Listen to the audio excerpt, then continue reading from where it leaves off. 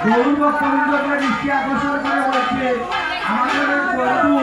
উনার বাড়ি দয়াবদান উনি আমাদের আনন্দ এবং মা দুর্গার প্রদান দেখে উনি সেই চাই নিজেকে দেখি দান করছেন উনার জন্য সবাই আমরা আশীর্বাদ করি আগামী বছর যাতে উনি আমাদের মাধ্যমে এসে সহশরীরে আরো বনাইয়া দিতে পারেন তার জন্য আমরা সবাই আশীর্বাদ করি। দর্শক মণ্ডলী আপনারা ধৈর্য সহকারে অনুষ্ঠানে উপভোগ করুন এবং মায়ের পোশাক আপনারা খান শান্তিমতো চলে যাবেন এবং আমাদের আবারও বলছি